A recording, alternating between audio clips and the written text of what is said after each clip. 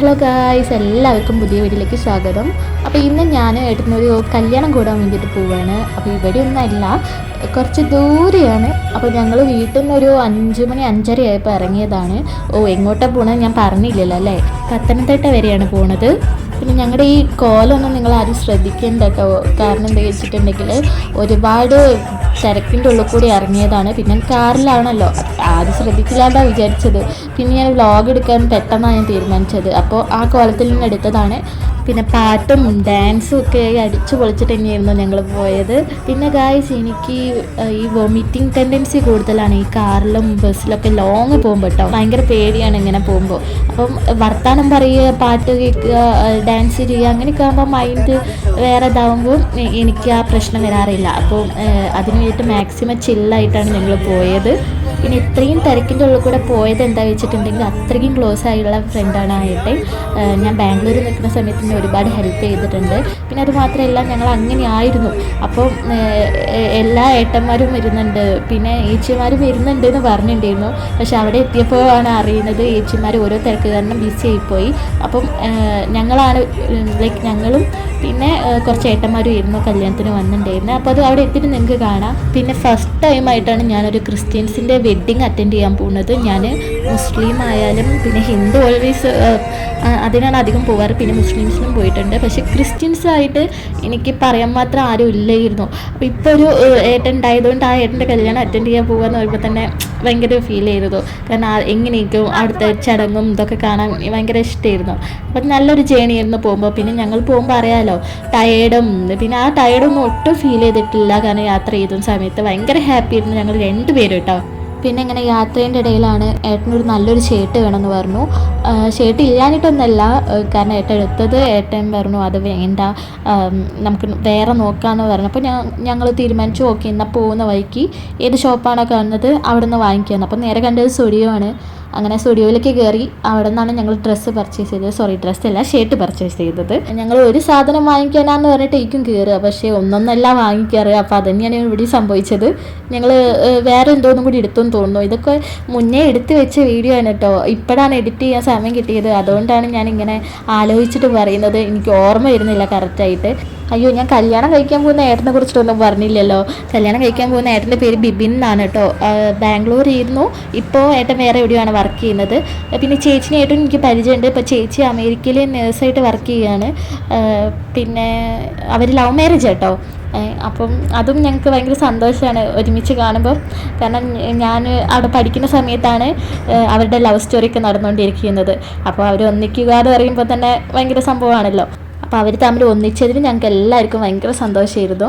പിന്നെ അത് കഴിഞ്ഞിട്ട് നല്ല വിശപ്പുണ്ടായിരുന്നു. അപ്പോൾ ഏട്ടൻ പറഞ്ഞു ഇവിടെ നല്ല തട്ടുകടകളൊക്കെ ഉണ്ടാവും എന്ന് പറഞ്ഞിട്ട് സ്റ്റോപ്പ് ചെയ്തതാണ്. അപ്പോൾ ഇത് ഭയങ്കര അടുപ്പിച്ച് മാറിയാണ് എല്ലാ തട്ടുകടയും. അതുകൊണ്ട് തന്നെ ഈസി ആയിരുന്നു നമുക്ക് കാണാനായാലും. പിന്നെ നല്ല വൈബ് ചെയ്യുന്ന അതിൻ്റെ ഉള്ളിലേക്ക് കയറിയപ്പോൾ ഞങ്ങൾ ഓർഡർ ചെയ്തത് മസാല ഷവായയാണ്. പക്ഷെ ഞങ്ങൾക്കത് അത്രയ്ക്ക് ഇങ്ങോട്ട് ഇഷ്ടമായിട്ടില്ല. കുഴപ്പമില്ല, ഏവറേജ്. കാരണം ഞങ്ങൾ കൂടുതൽ എക്സ്പെക്റ്റ് ചെയ്തുകൊണ്ടാണെന്നും അറിയില്ല, ഏവറേജാണ്, കഴിക്കാൻ പറ്റും അങ്ങനെ. അപ്പോൾ നല്ലൊരു വൈബ് ചെയ്യുന്ന അതിൻ്റെ ഉള്ളിൽ കയറിയപ്പോൾ പിന്നെ ഞങ്ങൾ വെറും അത് മാത്രം കഴിക്കണ്ട വിചാരിച്ചിട്ട് പിന്നെയും ഞങ്ങൾ വേറെ ഇത് ഒരു തട്ടുകടയിലും കൂടി കയറി.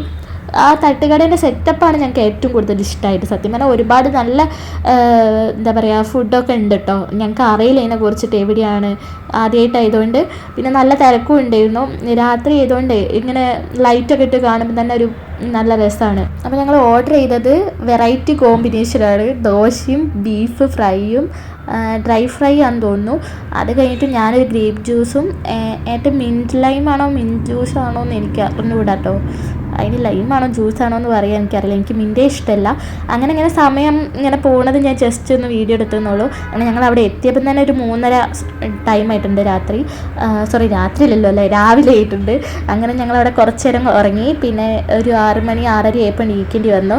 അപ്പോൾ ഉറക്കമൊക്കെ അങ്ങനത്തെ ഒരു അവസ്ഥ ഇരിക്കില്ലോ, നിങ്ങൾക്ക് മനസ്സിലായിട്ടുണ്ടാവും ഏകദേശം. കാരണം ആകത്തിന് നിറയെ ഉറങ്ങാൻ പറ്റിയിട്ടുള്ളൂ. പിന്നെ ഓരോ വീട്ടിൽ തന്നെയാണ് ഞങ്ങൾ നിന്നത്.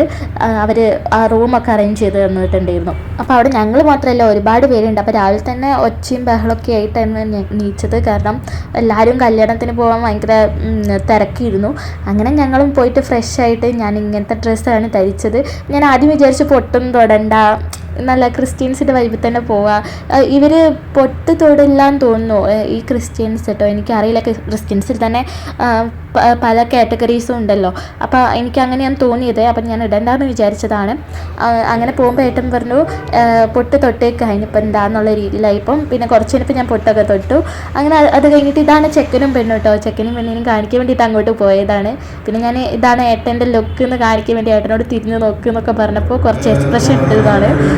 പിന്നെ അവിടെ നിന്ന് കുറച്ച് വീഡിയോസൊക്കെ ഞാൻ എടുത്തിട്ടുണ്ട്, അവർ പറയുന്നതൊക്കെ. അപ്പോൾ അതൊക്കെ നിങ്ങൾക്ക് ഞാൻ കാണിച്ചു തരാം. ഞാൻ ആദ്യമായിട്ട് കാണുന്ന സംഭവമായതുകൊണ്ട് നിങ്ങൾ കണ്ടിട്ടുണ്ടാവും, എനിക്കറിയില്ല. അപ്പോൾ ഇന്നെപ്പോലെ ഉള്ളവരുണ്ടെങ്കിൽ കണ്ടോട്ടെ വിചാരിച്ചു. പിന്നെ അവിടുത്തെ സെറ്റപ്പ് ഒക്കെ കൊള്ളാം, നല്ല രസമുണ്ടായിരുന്നു കേട്ടോ. പിന്നെ ഇത് ഒരു ഏട്ടനാണ്, അപ്പോൾ ഞാൻ ഏട്ടനെ കാണിച്ചു എന്നുള്ളൂ. ബാക്കിയുള്ള ഏട്ടന്മാരുണ്ട്, ഞാൻ അവരെയും കാണിക്കുന്നുണ്ട്.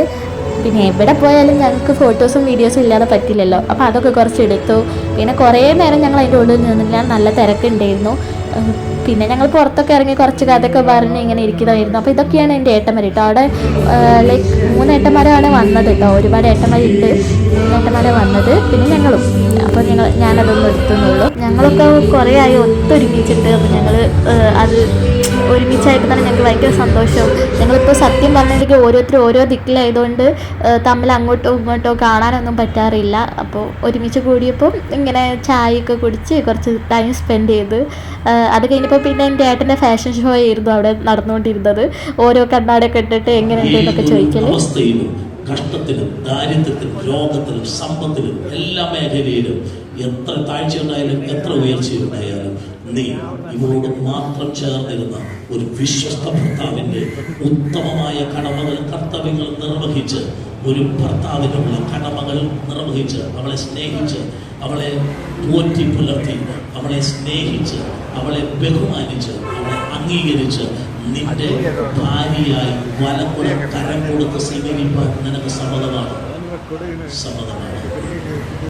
പിന്നെ അവർ സംസാരിക്കുന്ന കുറച്ച് ഭാഗങ്ങളും ഞാൻ എടുത്ത് വെച്ചത് പിന്നീട് ഇതൊക്കെ കാണാമല്ലോ എന്നുള്ളൊരു ഇതിലാണ് കേട്ടോ.